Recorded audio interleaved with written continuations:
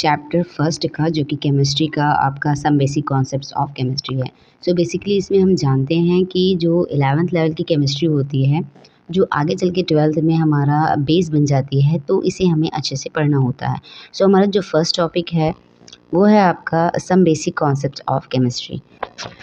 So some basic concept of chemistry, यानी इस chapter में हम कुछ बेसिक कॉन्सेप्ट पढ़ते हैं जो हमारी केमिस्ट्री के लिए इंपॉर्टेंट है। यानी कहने का मतलब है हमारे सेकेंडरी एजुकेशन यानी 11th और 12th के लिए इंपॉर्टेंट है। सो हमारा जो फर्स्ट है, तो सबसे पहले हम जान लेते हैं कि साइंस एंड केमिस्ट्री का जो है क्या रिलेशन है। So basically science and chemistry, science is a systematic knowledge based on observation and experimentation. So science जो होता है वो हमारा एक सिस्टमैटिक नॉलेज होता है जो कि ऑब्जर्वेशन और एक्सपेरिमेंट के बेस पर तैयार किया जाता है। तो ये हमारा हो गया साइंस की डेफिनेशन।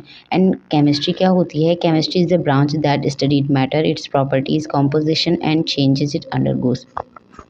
और जो केमिस्ट्री होती है वो हमारी साइंस की ही ब्रांच होती है जिसमें हम स्टडी करते हैं मैटर। अब मैटर क्या होता है? हमारे आसपास की जितनी भी चीज़ें हैं वो सभी मैटर में आती हैं। तो हम उसमें मैटर, उसकी प्रॉपर्टीज़ के बारे में, वो कैसे बना होता है, कौन सी चीज़ कितनी क्वांटिटी में है, कितनी मात्रा में है, और चेंजेस में क्या होता है, यानी एक कंपाउंड जब रिएक्ट करता है तो दूसरे कंपाउंड में जब चेंज होता है तो क्या क्या मतलब चेंजेस आते हैं, उसके बारे में हम इस केमिस्ट्री ब्रांच में जो है स्टडी करते हैं। So chemistry developed from alchemy, ancient practice and electrochemistry, medical chemistry. तो जो केमिस्ट्री होता है ये हमारा डिराइव हुआ है, यानी आया है अल्केमी वर्ड से और इलेक्ट्रोकेमिस्ट्री से, यानी इन दोनों के कॉम्बिनेशन से हमारी जो आज की केमिस्ट्री ब्रांच है वो आई है। And is vital in pharmaceuticals, agriculture, industry and daily life. तो जो वाइटल का मतलब होता है ऐसी चीज़ें जो कि लाइफ का बेस होती हैं। तो आपको वैसे भी पता है कि फार्मास्यूटिकल्स होता है ये हमारा होता है, फार्मास्यूटिकल्स जो होते हैं ये हमारे मेडिकल से जुड़े हुए हैं। एग्रीकल्चर किसी भी नेशन की जो है रीढ़ की हड्डी होती है, जैसे हमारे इंडिया की है। इंडस्ट्रीज़ हो गए हैं, बहुत से इंडस्ट्रीज़ में जो है, कहने का मतलब है कि केमिस्ट्री ऐसी ब्रांच है जो केमिकल्स ऐसी चीज़ें होती हैं जो किसी भी ब्रांच से या किसी भी सेक्टर से अछूत नहीं है, उसमें उसको जाना ही जाना है, उसका यूज़ होना ही होना है। सो इसमें हमारा फर्स्ट टॉपिक है नेचर ऑफ मैटर। तो matter is anything having mass and occupying space, it exist in 3 states. So जो मैटर हमारा होता है, कोई भी चीज़ जिसमें मास होती है और जो स्पेस को ऑक्यूपाई करता है या घेरता है, उसको हम मैटर कहते हैं। इसके 3 स्टेट होते हैं। बेसिकली ये जो 3 स्टेट होते हैं ये इसके फंडामेंटल स्टेट हैं। बाकी के 2 स्टेट हमारे और होते हैं, जो कि है बोस आइंस्टीन कंडेंसेट, और दूसरा है हमारा प्लाज्मा। ठीक है, दूसरा है हमारा प्लाज्मा। सो फर्स्ट हमारे जो फंडामेंटल हैं वो है solid, liquid and gas. Solid क्या होता है? जिसमें डेफिनेट शेप और वॉल्यूम होता है, यानी उसका शेप भी एकदम डेफिनेट होता है और उसका जो वॉल्यूम होता है वो भी पक्का यानी फिक्स्ड होता है, जो डेफिनेट। और जो लिक्विड होता है उसका वॉल्यूम तो डेफिनेट होता है, यानी अगर 1 लीटर है तो वो 1 लीटर ही रहेगा, लेकिन उसका कोई शेप नहीं होता। जिस भी कंटेनर में आप उसको रखोगे वो उस शेप का हो जाएगा।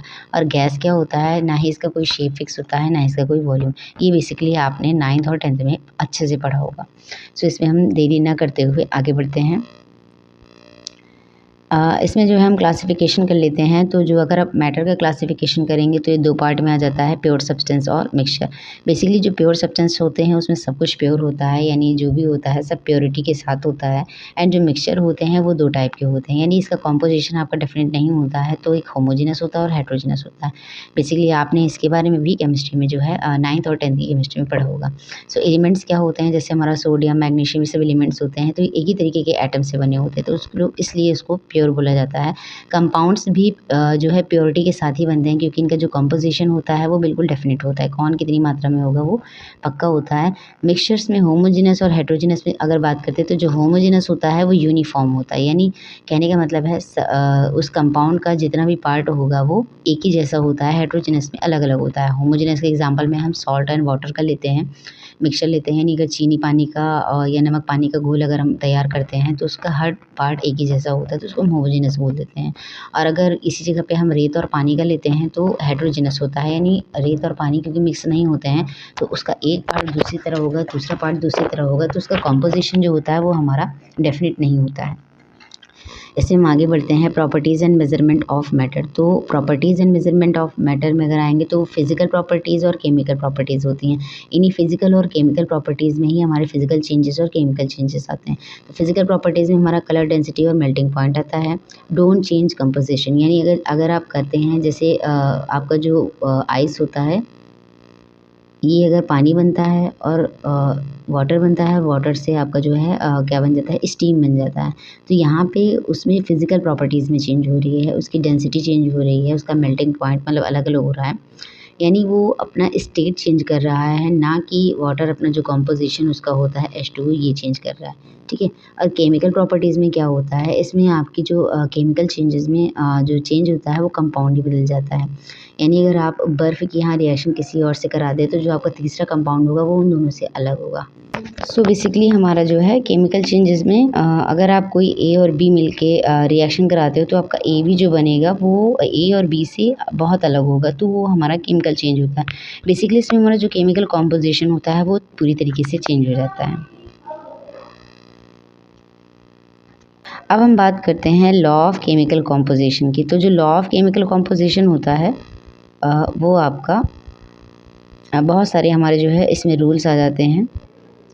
इसमें हमारे बहुत सारे रूल्स आ जाते हैं, यानी कि एक कंपाउंड दूसरे कंपाउंड से जब कंबाइन करता है हमारा, तो उसमें क्या चेंजेस होते हैं, हम इसके बारे में लॉ ऑफ केमिकल कॉम्पोजिशन में पढ़ते हैं। तो इसमें हमारे जो है कुछ खास रूल हैं जो हमें पढ़ना ही पढ़ना होता है। तो कंजर्वेशन ऑफ मास होता है, जो कि बहुत ही ऑब्वियस और नॉर्मल सा है कि जो मास होता है वो क्रिएट नहीं किया जा सकता है, ना ही डिस्ट्रॉय किया जा सकता है किसी भी रिएक्शन में। दूसरा है डेफिनेट प्रोपोर्शन, यानी कोई कंपाउंड या कोई मेटल किसी एलिमेंट किसी दूसरे के साथ एक डेफिनेट जो है प्रोपोर्शन में कंबाइन करता है। तीसरा होता है मल्टीपल प्रोपोर्शन, यानी कोई एक ही कंपाउंड किसी दूसरे मान लीजिए कंपाउंड बनाए तो कुछ उसका एक ही कोई एलिमेंट किसी दूसरे एलिमेंट से कई प्रोपोर्शन में जो है कंबाइन कर सकता है या कंबाइन करता है। जैसे आपने NO2 और NO3 इन सब का एग्जांपल अगर आपको पता हो तो जैसे NO2 हो गया, NO3 हो गया, NO2O5 हो गया, तो ये सब इसमें क्या होता है, इसमें नाइट्रोजन ही क्या हो रहा है, कंबाइन कर रहा है ऑक्सीजन से। तो जो यही मल्टी प्रोपोर्शन का रूल होता है इसमें, यानी एक ही जो एलिमेंट होता है वो दूसरे एलिमेंट से कई प्रोपोर्शन में कंबाइन कर जाता है। Gaseous volume gases combines in simple volume ratio, same चीज़ वैसे ही सेम ही चीज़ें होती हैं, यानी जो गैसेस होती हैं वो एक सिंपल वॉल्यूम रेशियो में कंबाइन करती हैं। जैसे CO2 हो गया, यानी 1 part of carbon then 2 part of oxygen. Avogadro law, equal volumes contain equal molecule at same condition. ठीक है। तो ये सब जो हमारे होते हैं बेसिक कॉम्बिनेशन रूल में आते हैं, जिसमें हमें इसको पढ़ना होता है। अब इसमें हम आगे बात कर लेते हैं एटॉमिक एंड मॉलिक्यूलर मास। ये आपका जो है आपको 9th में एक चैप्टर होता है लास्ट का, जिसमें हम एटम और मॉलिक्यूल्स के बारे में पढ़ते हैं। तो उसमें हमें एटॉमिक मास और मॉलिक्यूलर मास के बारे में बताते हैं। देखिए, जैसे कोई एटम होता है, मान लेते हैं हमारा सोडियम, इसका जो एटॉमिक मास होता है वो होता है 23। ठीक है। तो ये इसका एटॉमिक मास हो गया, यानी किसी एक एटम का जो मास होता है वो उसका एटॉमिक मास हो गया। और अगर अब आप बात करते हैं मॉलिक्यूलर मास की, तो मान लेते हैं आपका है NaCl। तो यहाँ पे Na का मास होता है 23। ठीक है। Cl का होता है 35.5। तो अगर आप इसको ज्वाइन करते हैं तो ये आएगा 58.5। तो बेसिकली इसका जो मॉलिक्यूलर मास है वो है 58 इसमें हमने क्या किया था, Na का एटॉमिक मास और Cl का एटॉमिक मास हमने कंबाइन कर दिया, क्योंकि एटम ही मिलके क्या बनाते हैं, मॉलिक्यूल। तो इन दोनों का मास मिलके ही क्या बनाएगा, मॉलिक्यूलर मास। सो अब आप चलते हैं मोलर मास और हम चलते हैं मोल कॉन्सेप्ट और मोलर मास के बारे में। सो आपका जो मोल कॉन्सेप्ट और मोलर मास होता है, अगर आपको याद हो तो एवोगाड्रो रूल के अकॉर्डिंग अगर जैसे आपका कोई कंपाउंड या मॉलिक्यूल या आयन, ये सबके लिए होता है, उसका अगर एक मोल लेते हो तो उसमें जो है 6.0223 × 10⁻23 पार्टिकल्स होते ही होते हैं। तो ये आपका 1 मोल का कॉन्सेप्ट होता है कि किसी भी आयन, अगर जैसे मान लेते हैं, अगर आप पॉजिटिव मान लेते हैं Na प्लस का जो है आपने 1 मोल लिया और आपने इसमें पूछा गया कि इसमें Na+ के कितने आयन होंगे, then you have to multiplied it with 6.0223 × 10⁻23। तो जो आपका ये 1 इंटू करके आएगा तो वो क्या हो जाएगा, बेसिकली 1 मोल में उसके Na+ के इतने आयन्स होंगे। ठीक है,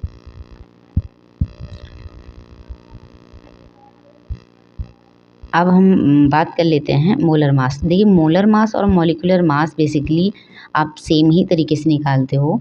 आपको जो बताया जाता है बस आपको उसको ऐड कर देना है, जो भी मतलब आपका कंपाउंड का फॉर्मूला होगा आप उनका जो है मास ऐड कर दोगे। मोलर मास बेसिकली कुछ जो है बेस आप एक्सपेरिमेंटल बेस पे या उसको थोड़ा सा अंडरस्टैंडिंग बेस पे उसको हमें समझना होता है। बट अगर आप मोटा मोटा समझेंगे तो जैसे आप एटॉमिक मास वो मॉलिक्यूलर मास निकालते हो वैसे ही आप मोलर मास को कैलकुलेट कर सकते हो। ठीक है, उसको वैसे कैलकुलेट किया जाता है।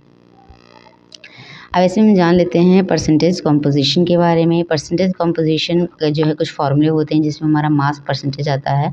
तो इसका जो है एक बेसिकली फार्मूला होता है mass of element upon total compound of mass into 100। ये आपका फार्मूला होता है जो आपको पढ़ना होता है।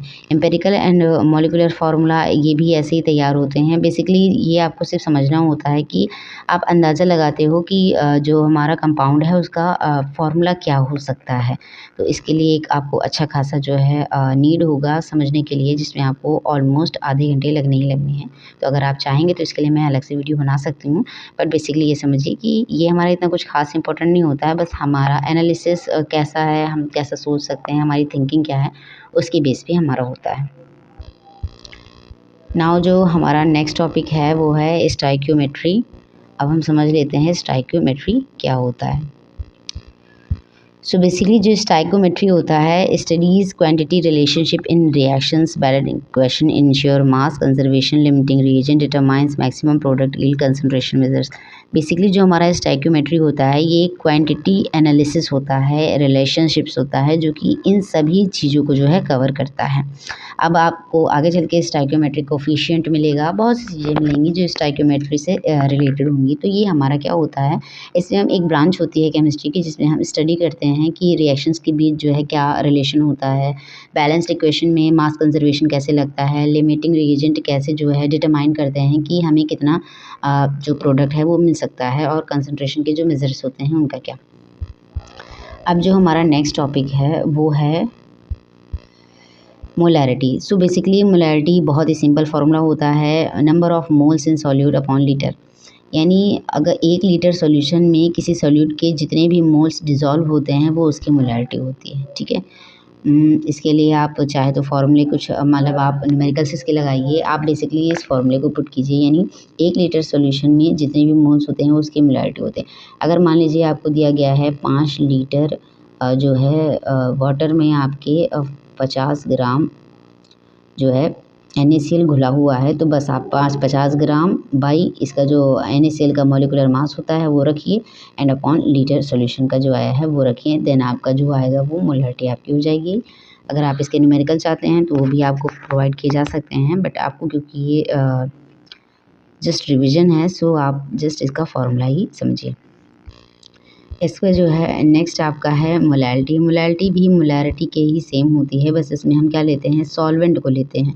यानी 1 किलोग्राम सॉल्वेंट में जितने भी मोल्स होते हैं, बेसिकली जो हमारा सॉल्यूशन होता है वो 2 पार्ट में होता है। एक तो हमारा सॉल्यूट होता है और दूसरा हमारा सॉल्वेंट होता है। तो सॉल्यूट की क्वांटिटी के ही आधार पे हम जो है मोलैरिटी और मोलैरिटी निकालते हैं। अब जब मोलैरिटी निकालते हैं तो हम पूरे सॉल्यूशन को देखते हैं कि सॉल्यूशन कितना था, और जब हम मोलैरिटी निकालते हैं तब हम सॉल्वेंट का वेट कितना है उसको देखते हैं। सेम चीज़ वैसे ही होगा, इसमें हम बस जो है सॉल्वेंट को किलोग्राम में लेंगे और सॉल्यूशन की जो क्वांटिटी होगी उसको लीटर में लेंगे। नेक्स्ट हमारा जो है मोल फ्रैक्शन क्या होता है, तो मोल फ्रैक्शन ये बहुत सिंपल है समझने में। सो मोल फ्रैक्शन क्या होता है, ये एक तरीके का रेशियो होता है। जैसे आपके 2 कंपाउंड होते हैं, आपका जो है X1 और X2, यहाँ आपने नंबर मोल ऑफ सॉल्यूट ले लिए और मोल ऑफ सॉल्वेंट ले लिए। तो अगर आप मोल ऑफ सॉल्यूट और मोल ऑफ सॉल्वेंट लेते हो तो अगर आपको सॉल्यूशन का मोल निकालना है तो आप इन दोनों को ऐड कर दोगे। सो बेसिकली X1 और X2 दोनों ही क्या हैं, मोल्स होते हैं और दोनों ही कंपोनेंट है, तो इनका अलग अलग मोल फ्रैक्शन निकाला जाता है। यानी अगर आप x1 का मोल फ्रैक्शन निकाल रहे हो तो सबसे पहले x1 में जितना आपका मोल होगा वो करोगे एंड देन सॉल्यूशन में जितना होगा आप वो ऐड कर दोगे। ठीक है, तो आपका क्या आ जाएगा, x1 आ जाएगा। ठीक है, यहाँ x1 कहने का मतलब है n1 और n1 n2 ये सब होता है। मतलब मोटा मोटा समझे तो जो आपका कंपोनेंट होता है उसका अगर आप किसी एक का निकालोगे तो उसका मोल जितना होगा वो और साथ में टोटल जितना मोल होगा वो।